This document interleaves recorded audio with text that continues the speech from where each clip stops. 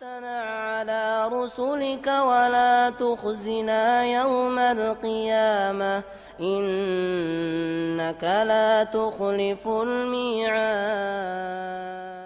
Menyampaikan kisah Nabi Sulaiman alaihissalam melalui 3 surat yang akan saya bacakan dari Al-Quran.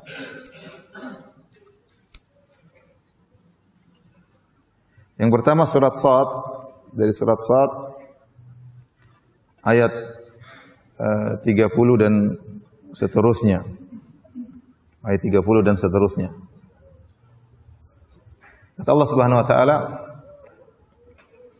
"Wa wahabna li Daud Sulaiman." Kami menganugerahkan kepada Nabi Daud Nabi Sulaiman. Ini anugerah terindah ya. Nabi Daud alaihissalam diberikan anak yang sangat soleh, yaitu Nabi Sulaiman. Nabi Daud punya anak banyak, bukan cuma Sulaiman saja ya.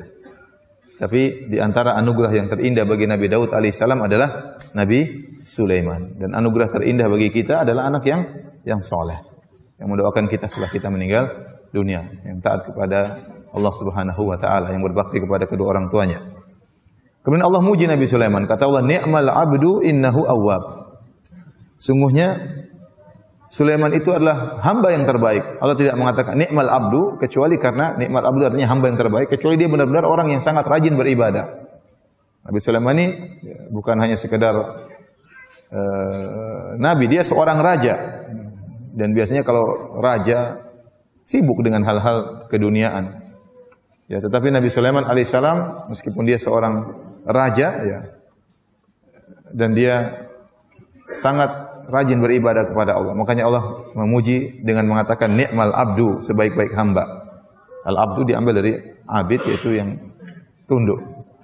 Ni'mal abdu innahu awwab. Sungguh dia adalah hamba yang terbaik dan dia selalu kembali kepada Allah. Selalu kembali kepada Allah, selalu bertobat kepada Allah kalau melakukan kesalahan. Setelah Allah memuji Nabi Sulaiman dengan menyebutkan sifatnya yang awwab, selalu kembali kepada Allah tatkala melakukan kesalahan, Allah sebutkan contohnya. Contoh bagaimana Nabi Sulaiman kuat ibadahnya dan selalu bertobat kepada Allah, selalu kembali kepada Allah kalau melakukan kesalahan. Kata Allah, "Idz urida 'alaihi bil ashyi safinatul jiyad." Ingatlah ketika dipertunjukkan kepadanya as-safinatul jiyad, itu kuda-kuda pilihan. Ya, yang ditunjukkan di hadapan Nabi Sulaiman. Itu Nabi Sulaiman melihat pameran kuda, kuda-kuda yang indah. Nabi Sulaiman suka dengan kuda-kuda yang indah tersebut, apalagi kuda-kuda disiapkan untuk berjihad. Jadi senang melihat kuda-kuda tersebut. Ya namanya raja, mungkin ada hiburan, dia melihat kuda-kuda yang disiapkan untuk berjihad di jalan Allah Subhanahu wa taala. Namun apa yang terjadi? Nabi Sulaiman keasikan melihat kuda-kuda tersebut sampai akhirnya matahari tenggelam dan dia lupa untuk berzikir kepada Allah Subhanahu wa taala. Faqala inni ahbabtu hubbal khairi an dzikri rabbi hatta tawarat bil hijab. Maka dia berkata, sungguhnya aku suka dengan melihat kuda-kuda ini sampai aku lupa dari an dzikri rabbi. Saya lupa dengan untuk mengingat Rabbku. Mungkin dia lupa untuk zikir petang atau lupa untuk suatu ibadah tertentu. Intinya dia mengatakan, gara-gara melihat kuda-kuda ini saya pun lupa mengingat Allah Subhanahu wa taala. Mungkin zikir petang. Hatta tawarat bil hijab, sampai akhirnya matahari terbenam. Waktu matahari terbenam dia sadar ternyata ada wiridnya atau zikirnya yang belum dia ucapkan. Maka dia pun bertobat kepada Allah, kata dia, "Rudduha alayya." Kembalikan kuda-kuda tadi yang sudah disimpan kembali. Setelah dipamerkan di hadapan Nabi Sulaiman, kata Nabi Sulaiman, "Bawalah kuda-kuda itu kembali kepadaku." Fatafiqa mashan bisuqi wal a'naq. Maka Nabi Sulaiman pun menyembelih kuda-kuda tersebut di kakinya dan demikian juga di leher kuda tersebut ya. Karena kuda-kuda ini mengganggu Nabi Sulaiman, membuat beliau lalai dari mengingat Allah Subhanahu wa taala. Disebutkan beliau pun sembelih, beliau berikan kepada fakir miskin, dijadikan makanan, dibagi-bagikan ya, karena kuda-kuda ini menyebabkan beliau lupa kepada Allah Subhanahu wa taala. Jadi luar biasa ya. Gara-gara lupa untuk zikir kepada Allah, kuda yang buat dia senang dengan kuda-kuda tersebut, maka dia pun mengikhlaskannya, menginfakkannya di jalan Allah Subhanahu wa taala. Jadi kalau antum punya mobil baru, buat antum lupa zikir petang ya, antum ikhlaskan ya. Ya, antum sumbangkan di jalan Allah Subhanahu wa taala. kalau ingin meniru siapa Nabi Sulaiman alaihissalam. Ya, karena yang perkara dunia banyak yang membuat kita lalai. Lihat bagaimana kuatnya ibadah siapa Nabi Sulaiman. Ya. Gara-gara lupa zikir aja selesai urusannya. Kuda-kuda tersebut disembelih dibagi-bagikan kepada fakir miskin. Sementara kita betapa sering dunia, ya, jangankan kuda, mungkin hanya perkara sepele saja kita sudah lupa ingat kepada Allah Subhanahu wa taala. Kemudian Allah Subhanahu wa taala menyebutkan lagi Nabi Sulaiman pernah diuji oleh Allah dan dia melakukan kesalahan, ya. Kata Allah, "Wa laqad fatanna Sulaiman." Sungguh kami telah menguji Sulaiman. Adapun fitnah yang Allah berikan kepada Nabi Sulaiman, ujian ini tidak ada riwayat yang sahih yang menjelaskan tentang apa fitnah, apa ujian tersebut yang Allah ujikan kepada Nabi Sulaiman. Dalam buku-buku tafsir kalau kita buka, baik Ibnu Jarir At-Tabari, demikian juga Al-Baghawi, ya, yang ada tafsir-tafsir dengan sanad, ya. Semuanya riwayat Israiliyat, tidak ada riwayat yang sahih, tidak ada riwayat yang sahih. Wallahu alam apa ujian yang Allah ujikan kepada Nabi Sulaiman. Tapi kata Allah Subhanahu wa taala, "Wa alqaina ala kursiyyihi jasadan tsumma anab." Lalu kami lemparkan di atas kursinya, di atas singgasananya, jasadan tsumma anab, sebuah jasad, kemudian Nabi Sulaiman pun bertobat kepada Allah Subhanahu wa taala, kembali kepada Allah. Ini pun ada khilaf yang panjang di kalangan para ahli tafsir. Apa yang dimaksud dengan jasad yang Allah lemparkan atau letakkan di atas kursi Sulaiman? Ada yang mengatakan Sulaiman sendiri dalam kondisi sakit. Ada yang mengatakan bahwasanya itu adalah anak yang tidak sempurna tatkala dilahirkan. Nabi Sulaiman dalam satu hadis riwayat Al-Imam Al-Bukhari, ya, Nabi Sulaiman pernah berkata, kata Nabi sallallahu alaihi wasallam, qala Sulaiman bin Daud alaihi wassalam, berkata Sulaiman bin Daud alaihi wassalam, la atufanna al-lailata ala mi'ati imra'atin, malam ini aku akan menggauli 100 wanita.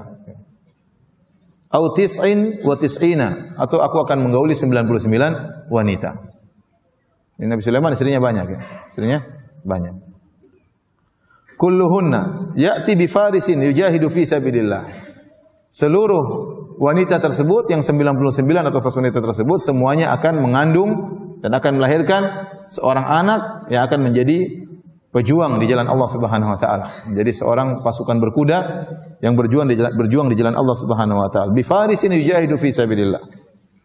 Ya. Imam Al-Bukhari membawakan hadis ini di bawah bab man talabal walad lil jihad. Bab tentang orang yang ingin punya anak supaya anaknya berjihad di jalan Allah Subhanahu wa taala. Faqala lahu sahibuhu insyaallah, falam yaqul insyaallah. Ada yang menegur dia, bilang insyaallah wahai Sulaiman. Sulaiman lupa bilang apa? Insyaallah. Falam yahmil minhunna illa imra'atun wahidah. Maka Nabi Sulaiman malam itu menggauli 99 wanita. Satu dia gauli. Ini menakjubkan bagaimana kekuatan, ya, Nabi Sulaiman, ya, dia menggauli 99 dan setiap kali dia menggauli terjadi ejakulasi, ya, karena semuanya diharapkan untuk hamil, ya. Ya berarti dalam semalam dia sampai ejakulasi 99 kali, ya. Ini luar biasa, ya. Kuatnya luar biasa. Ya. Kemudian tapi Nabi Sulaiman lupa mengucapkan insyaallah. Maka tidak ada seorang wanita pun yang mengandung kecuali cuma satu dari 99 wanita tersebut, semuanya tidak ada yang hamil kecuali seorang wanita. Ja'at bi syiqqi rajulin, hanya cacat, hanya setengah manusia, mungkin cacat, ya. Walladzi nafsu Muhammadin biyadihi, kata Rasulullah SAW, demi zat yang jiwa Muhammad berada di tangannya. Lau qala insyaallah, seandainya Sulaiman mengucapkan insyaallah, saya akan tawaf, saya akan mengelilingi 99 wanita, saya akan gauli seluruhnya, ya, semua akan hamil, akan melahirkan anak yang berjihad di jalan Allah, insyaallah. Kalau seandainya Nabi Sulaiman mengucapkan insyaallah, akan semuanya melahirkan anak-anak yang berjihad. Kata Nabi, la jahadu fi sabilillah fursanan ajma'in. Seluruh wanita tersebut akan melahirkan anak-anak yang berjihad di jalan Allah di kemudian hari.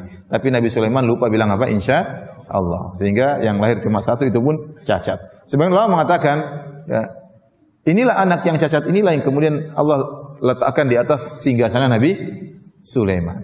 Bahwasanya tidak ada yang lahir, cuma jasad yang tidak sempurna.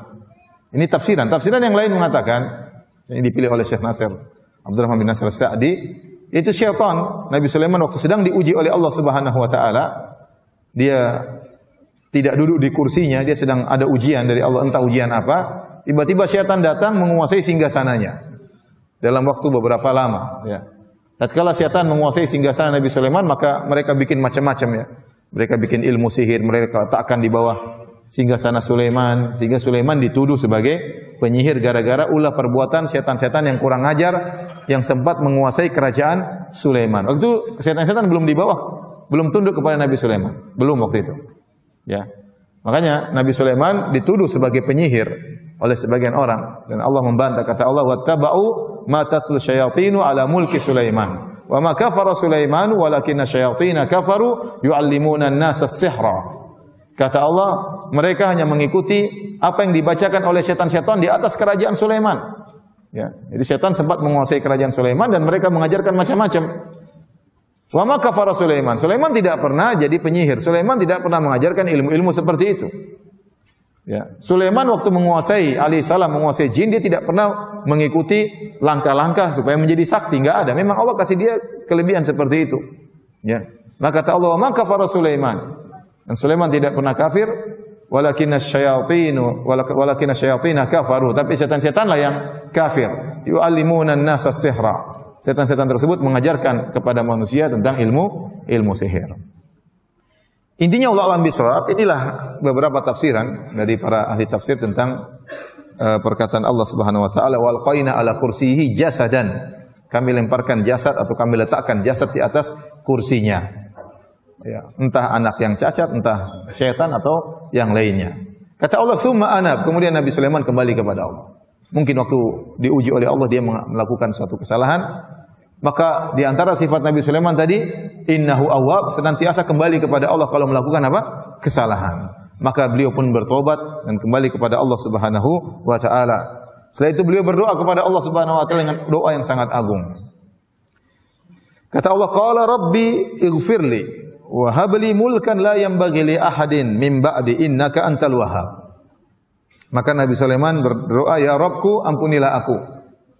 Dan dianjurkan seorang tatkala berdoa beristighfar sebelum apa? Berdoa, mengakui dosa-dosa, bertawassul dengan istighfar kita kepada Allah tatkala kita berdoa kepada Allah. Sebagai Nabi Sulaiman, dia memulai dengan istighfar. Kata beliau, "Rabbi ighfirli," ya Allah ampunilah aku.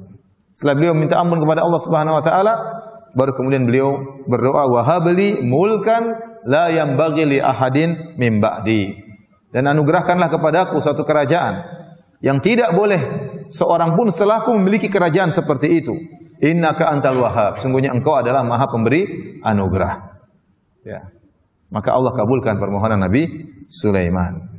Dia minta kerajaan spesial, bukan dari luas kerajaan. Kalau kerajaan secara luas, Romawi kerajaannya luas sekali, ya. Persia dulu juga kerajaannya sangat luas sekali, ya. Majapahit juga dulu cukup luas. Bukan masalah luas kerajaan, tapi kerajaan spesial yang di mana di situ angin ditundukkan, hewan-hewan ditundukkan, dan juga jin-jin, setan-setan ditundukkan. Maka Allah kabulkan permohonan Nabi Sulaiman. Kata Allah Subhanahu wa taala, "Fasakharna lahu ar-riha tajri bi amrihi rukha'an haitsu asab." Kata Allah Subhanahu wa taala, kami tundukkan kepadanya angin yang berhembus dengan baik menurut kemana saja yang dia kehendaki. Angin tersebut sifatnya rukha. Rukha itu lembut. Nanti akan kita sebut ayat yang lain. Angin tersebut bergerak dengan sangat cepat. Jadi Allah tundukkan Nabi Sulaiman, haitsu asab, tundukkan kepada Nabi Sulaiman angin yang dia bergerak kemanapun Nabi Sulaiman inginkan. Ya. Tinggal belok kanan, anginnya belok kanan. Belok kiri, anginnya belok kiri. Naik ke atas, turun ke bawah, gampang Nabi Sulaiman ngatur angin. Luar biasa. Ini tidak pernah Allah berikan kepada seorang pun. Ya. Jadi kalau ada orang bilang ada yang menguasai angin bawa dia kemana, itu omong kosong. Karena itu hanya boleh untuk siapa? Nabi Sulaiman. Tidak boleh. Kemudian kata Allah Subhanahu wa taala, ya. Jadi ini ingat, ini penguasaan jin, ya, hanya milik Nabi Sulaiman. Kata Allah setelah itu, wasyayatina kullabanna'in wa gawwas. Dan kami tundukkan kepada Nabi Sulaiman juga setan-setan. Jadi bukan cuma jin-jin baik, bahkan jin-jin setan, bahkan jin ifrit, ya. Jin-jin bajingan semuanya juga ditundukkan, tunduk kepada Nabi Sulaiman. Kata Allah, kullabanna'in wa gawwas. Jin-jin yang tukang bangun bangunan dan juga tukang menyelam. Jadi jin-jin juga punya spesialisasi sendiri-sendiri ya. Ada jin kontraktor, tukang bangun-bangun, dan ada jin penyelam. Kata Allah, kullabanna'in. Jadi jin-jin tersebut ditugaskan oleh Nabi Sulaiman untuk bangun ini, bangun anu. Jin-jin tersebut kekuatan luar biasa. Wa gawwas, penyelam, disuruh ngambil ikan ini, ngambil ikan anu, mungkin suruh ngambil ikan hiu, ikan paus, terserah. Nabi Sulaiman perintahkan mereka. Jin-jin syaitan ini bukan jin sembarangan ya. Ya. Semua tunduk kepada Nabi Sulaiman. Kata Allah, wa akharina muqarranina fil asfad. Dan sebagian jin-jin terikat terbelenggu ya dalam ikatan-ikatan rantai, diikat.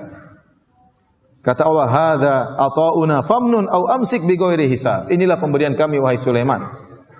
Kau mau kasih orang terserah, kamu pegang terserah. Bi ghairi hisab, tidak ada hisabnya, bebas. Kalau kita punya mobil dihisab sama Allah Subhanahu wa taala, ya. Ya. Mobil 2 hisabnya tambah panjang ya. Apalagi mobil 3 hisabnya tambah panjang ya. Istri 1 hisabnya lumayan. Istri 2 tambah panjang hisabnya. Apalagi istri 3 hisabnya tambah panjang ya. Jadi ya, Nabi Sulaiman dikatakan oleh Allah bi ghairi hisab, tidak ada hisab. Sudah. Karena Nabi Sulaiman orang yang sangat soleh, tidak perlu dihisab. Masuk surga tanpa hisab. Kemudian kata Allah Subhanahu wa taala, di dunia demikian Allah berikan kepada dia kemewahan yang luar biasa. Di akhirat kata Allah, wa inna lahu indana lazulfa wa husna ma'ab.